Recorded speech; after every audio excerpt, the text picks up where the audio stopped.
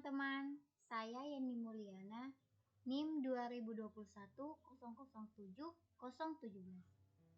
Nah, kali ini saya akan membagi tips gimana sih cara untuk mencapai keluarga bahagia.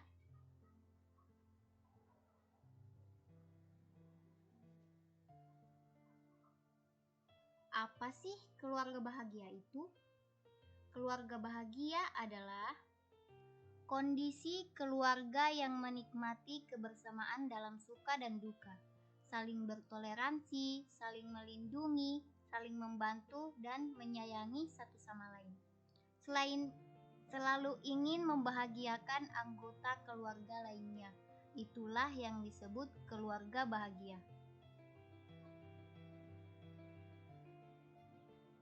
Nah, kalau ciri-cirinya bagaimana? Ciri-cirinya adalah yang pertama, kompak berbagi tugas rumah. Yang kedua, perencanaan keuangan yang baik. Yang ketiga, merasa nyaman dengan pasangan. Yang keempat, punya me time masing-masing. Dan yang kelima, saling mengekspresikan kasih sayang.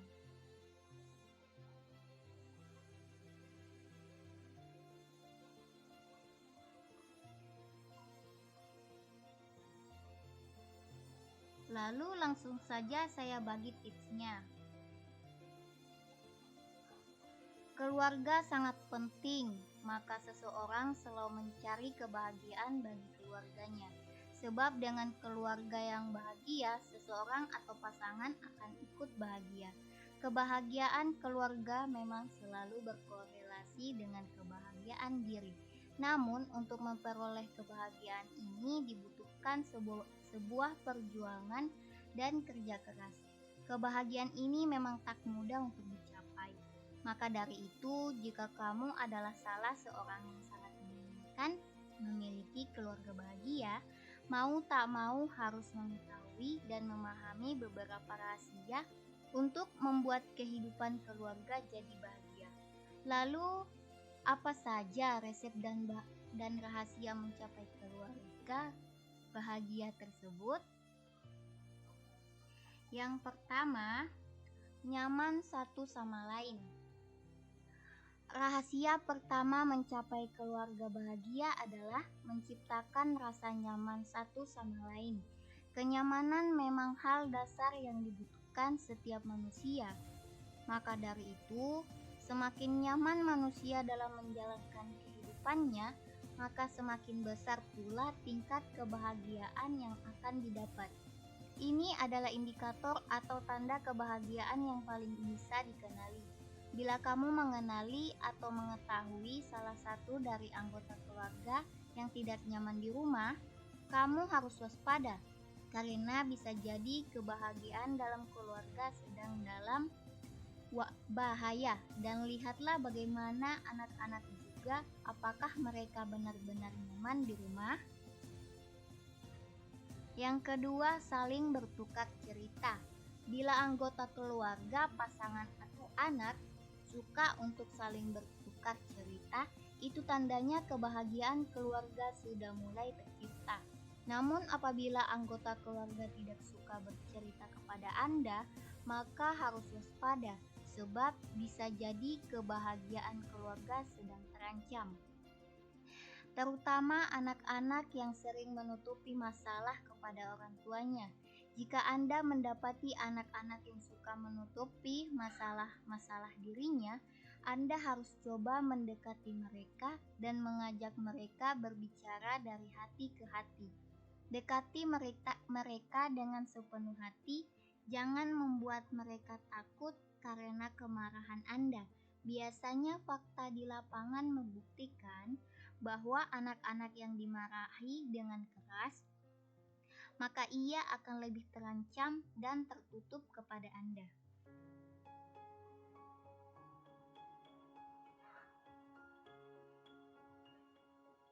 Yang ketiga, memprioritaskan pernikahan. Kehadiran sang anak kadangkala membuat kebahagiaan pernikahan seorang pasangan lantas menurun. Sebenarnya hal ini tidaklah tepat jika hadirnya anak lantas membuat kebahagiaan antara pasangan jadi berkurang. Meskipun tak bisa dipungkiri, kebahagiaan pasangan terutama istri dan hadirnya anak, tapi sebaiknya kebahagiaan pernikahan Anda dan pasangan tidaklah mengalami penurunan. Memberi waktu kepada anak memanglah baik, namun jangan lupa untuk selalu menyediakan waktu khusus untuk dihabiskan berdua dengan pasangan bila ingin mencapai kebahagiaan keluarga yang sejati. Next. Keempat, sempatkan untuk makan bersama. Makan bersama, entah itu sarapan pagi, makan siang, ataupun makan malam. Jam akan membuat komunikasi tercipta dan terbuka. Anda dan anggota keluarga yang lain bisa saling bertukar cerita ketika momen makan bersama ini terjadi. Dan juga bisa menjadwalkan makan bersama di luar atau di sebuah restoran. Dan makan bersama ini antara anggota bisa saling bercerita, maka kebahagiaan dalam keluarga akan semakin terwujud nyata. Yang kelima, menghabiskan waktu bersama. Bila Anda memiliki anak, buatlah agenda dalam sebulan untuk mengajak anak-anak bermain bersama. Anda bisa juga mengajak anak-anak bermain di dalam rumah atau di luar. Bila memang memiliki waktu yang cukup, buatlah kegiatan bermain ini setiap hari. Bukan hanya bermain saja, Anda juga bisa menghabiskan waktu bersama keluarga dengan kegiatan lainnya, agar semua kegiatan yang dilakukan bersama bisa berjalan dengan lancar. Tak ada salahnya atur jadwal kegiatan tersebut dengan baik.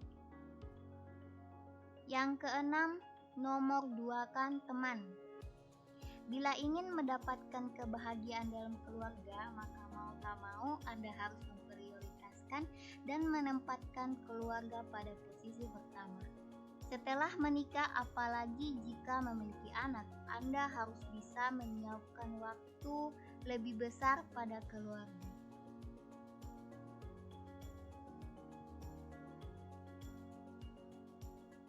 Lalu, ayo masih ada lagi loh. Dan yang ketujuh, jadwalkan kegiatan si kecil. Sebagai orang tua harus membuat jadwal anak-anak agar tidak terlalu padat.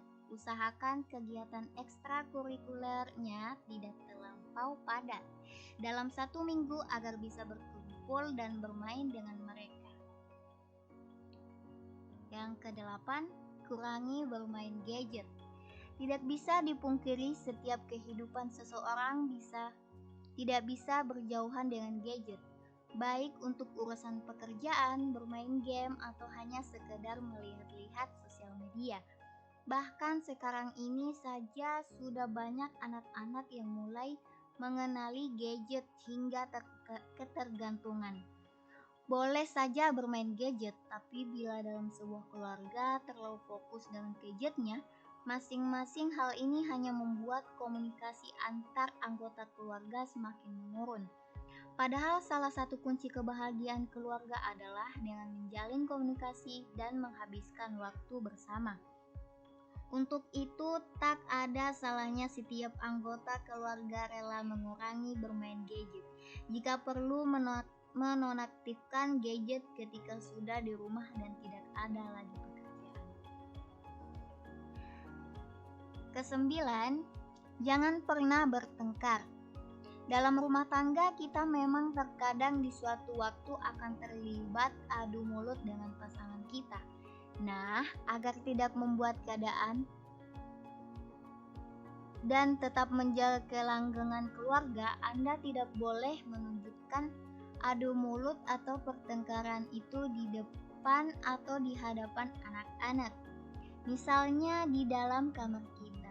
Jika kemudian anak-anak ternyata tidak sengaja melihatnya, maka segeralah minta maaf dan katakan bahwa keadaan sudah membaik seperti biasanya. Dan yang terakhir, sabar menghadapi anak.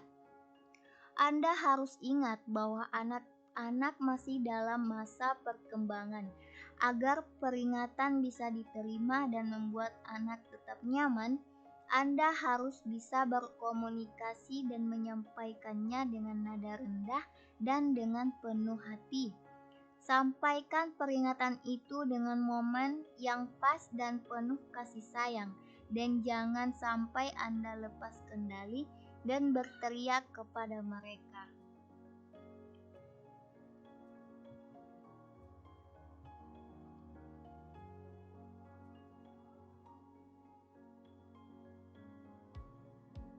Jadi untuk kedepannya,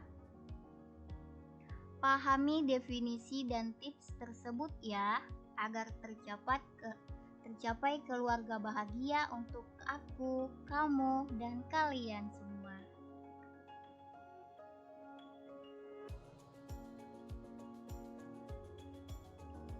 Keluarga memang rumit, tidak ada keluarga tanpa konflik. Tetapi dengan saling mempercayai, berkomunikasi, dan mencari jalan keluar dengan kepala dingin, tentunya akan terselesaikan dengan baik.